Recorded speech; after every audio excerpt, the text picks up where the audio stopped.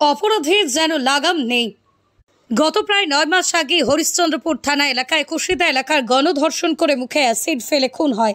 তার ঠিক প্রায় 9 মাস পরে সোমবার দিন মাঝরাতে এক পরিযায়ী শ্রমিকের স্ত্রীকে বাড়ি থেকে তুলে নিয়ে 150 মিটার দূরত্বে মাঠের জমিতে গণধর্ষণ করে গ্রামেরই 2 যুবক বলে অভিযোগ। ঘটনাটি কাউকে জানালে প্রাণে মেরে ফেলার হুমকি দিয়েছে তারা।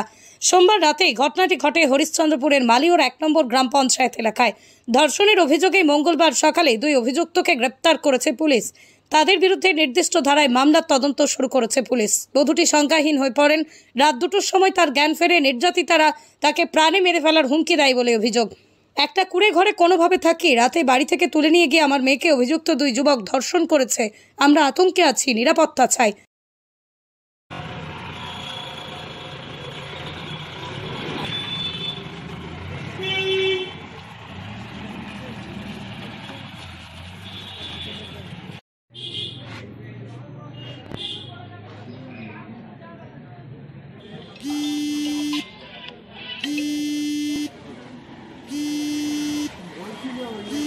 শুনলাম এইটা কি 12টার সময় ফোন করলো ছেলেটা, 2টা ছেলে 12টার সময় ফোন করে ওকে ডাকলো কি গরু খুলে গেছে, বতুয়া খুলে গেছে।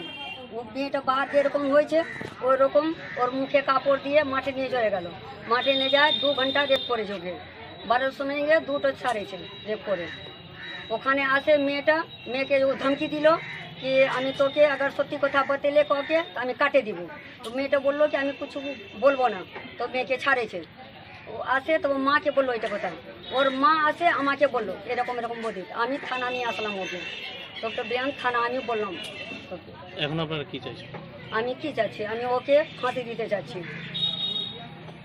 আপনার নাম? আমার নাম অঞ্জলি শাহ। হ্যাঁ, ফটোগ্রাফার। আর ও বলছে কি এখানে গরু আছে খুলে গেছে, এখানে আসবা। মেয়েটা বার হলো, মুখ দিয়ে কাপড় নিয়ে ওখানে চলে গেল বিহার, ওখানে রেপ করলো। এখানে ঘটনা হয়েছে। আমার ছেলেটাকে যেসে একটা ফাঁসি হবে, আমি এই চাই। থানাতে লিখিত অভিযোগ জানিয়েছেন? সব কিছু হয়ে গেছে।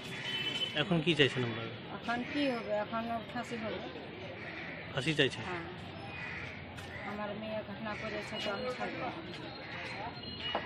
এই মহিলা মুখ্যমন্ত্রী আর এই রাজ্যে আমাদের মহিলাদের উপরেই ধর্ষণ চলছে।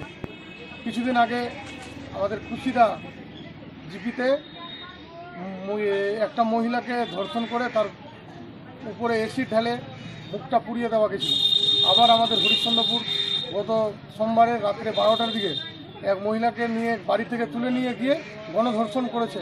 2 ঘন্টা ধরে গণধর্ষণ করেছে। এই রাজ্যে আমাদের পুলিশ প্রশাসনের প্রতি দৃষ্টি আকর্ষণ করছি যে যেন দোষীদের শাস্তি হয়, না তো আমরা হরিশ্চন্দ্রপুরবাসী বৃহত্তর আন্দোলনে নামব।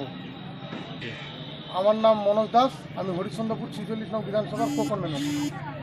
ইতিমধ্যে ঘটনার আপনাদের মাধ্যমে হয়তো শুনতে পেলাম আমি ব্যাপারটা, খবর নিয়ে দেখলাম। আইনের গতভাবে ব্যবস্থা নিয়েছে। ইতিমধ্যেই ছেলেটাকে অ্যারেস্ট করে চালান করা হয়েছে। পরিষ্কারভাবে আপনাদেরকে বলে দিতে চাই, বিরোধীরা বিরোধীর মতো মন্তব্য করবে, আইনের পথেই চলবে। দিদির রাজ্যে মহিলারা অবশ্যই সুরক্ষিত রয়েছে। আর দুষ্কৃতীরা দুষ্কৃতিই হয়, দুষ্কৃতীদের কোনো পরিচিত হয় না, না অমুক দলের লোক কি তৃণমূলের লোক কি কংগ্রেসের লোক, কোনো রকম দলীয়গত কোনো ব্যাপার নেই। অন্যায় নেই পথে, আইনের পথে চলবে। আর কেউ যদি অপরাধী হয়, প্রমাণ হলে তার অবশ্যই সাজা হবে, এইটুকু বলবো। আর প্রশাসনিক দিক দিয়ে আমি এই যে জেলার সাধারণ সম্পাদক হিসেবে বলবো, আইনি পদক্ষেপ যাতে নেওয়া হয় তদন্ত করে। ইতিমধ্যেই তাকে চালান করা হয়েছে কোর্টে। আইনের পথেই চলবে, ওই রকম কোনো ব্যাপার নেই। আপনার নাম? আমার নাম কৃষ্ণ মহল্লার, আপনি কি মালদা জেলা তৃণমূল ছাত্র পরিষদের সাধারণ সম্পাদক।